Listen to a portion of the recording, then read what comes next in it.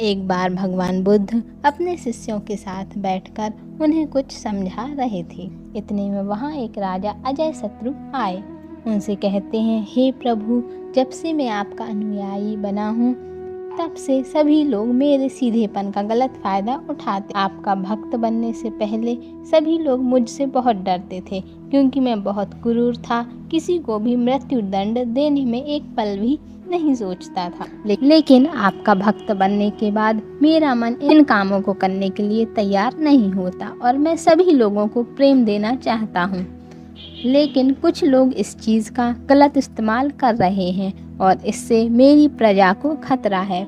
मेरे शासन करने में दिक्कतें आ रही हैं। आप बताएं कि अब मैं क्या करूं? बुद्ध कहते हैं, एक बार एक भिक्षु एक गांव से गुजर रहा था।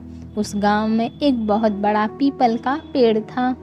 भिक्षु ने सोचा कि बहुत देर चलते चलते हो गई, मैं यहाँ थोड़ी देर आराम कर लेता हूँ।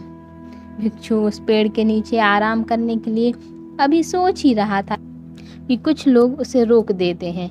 ठहरो भाई, वहाँ मत जाओ, वहाँ पर एक बहुत ही जहरीला सांप रहता है जिसने बहुत सारे लोगों को डस लिया है। वह काफ़ी सारे लोगों की हत्या अपने सर लिए घूमता है। वह इतना खतरनाक है कि जो भी उसके सामने आता है वह उसे जिंदा नहीं छोड़ता। भिक्षु मुस्कुराते हैं और कहते हैं कि एक दिन तो सभी को मरना है। अगर मुझे आज मरना होगा तो इसमें कौन सी बड़ी बात है। आप मेरी जरा भी चिंता ना करें और मुझे आज्ञा दें। भिक्षु वहाँ से चल देते हैं और पेड़ के नीचे पहुँच जाते हैं। वह वहाँ जाकर अपना आसन बिछाकर बैठ जाते हैं। थोड़ी ही देर में सांप उनके सामने आ जाता है और उनसे कहता है, क्या तुम्हें मुझसे डर नहीं लगता? क्या तुम्हें पता नहीं कि यह मेरा इलाका है? यहाँ पर आने की हिम्मत किसी की नहीं होती।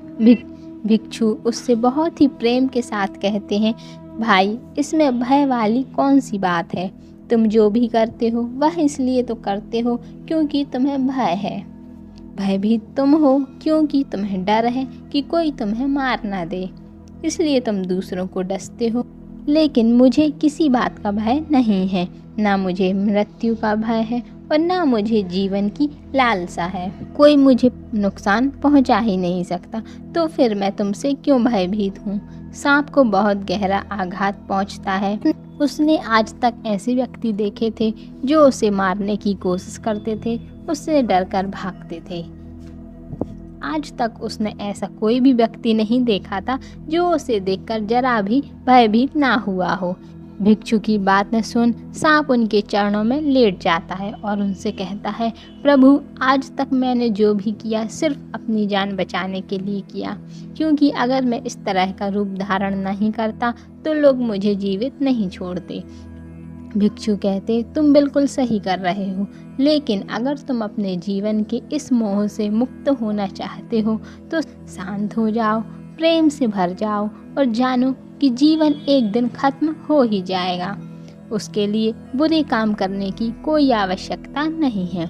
इतना कहकर भिक्षु वहाँ से चले जाते हैं और वह सांप अपने भीतर इन बातों को रख लेता है और तय करता है कि आज से कोई भी गलत कार्य नहीं करेगा। सांप सभी बुरे कामों को छोड़ देता है।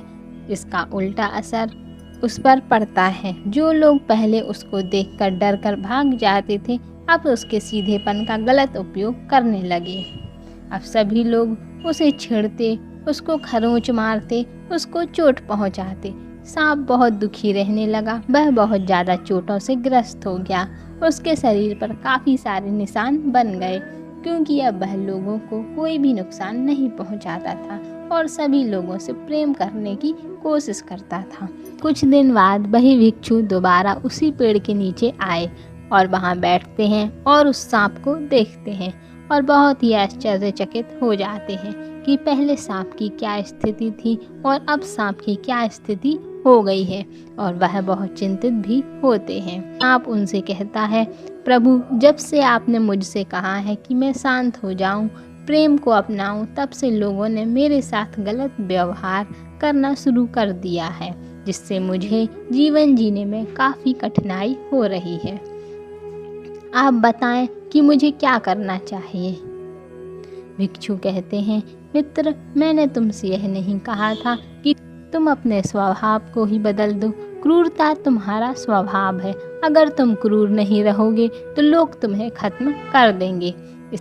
इसका अर्थ यह नहीं कि तुम्हारे भीतर का जो उद्देश्य है उसे गलत रखो। आपको भीतर से अपने आप को सही रखना है। बाहर से आपको वह दिखाना होगा जो जरूरी है, क्योंकि सांप एक जहरीला जीव है, इसलिए लोगों के मन में उसके लिए भय होना आवश्यक है। अगर लोगों के मन में तुम्हारे लिए डर नहीं होगा तो लोग तुम्हें नुकसान ही पहुंचाएंगे।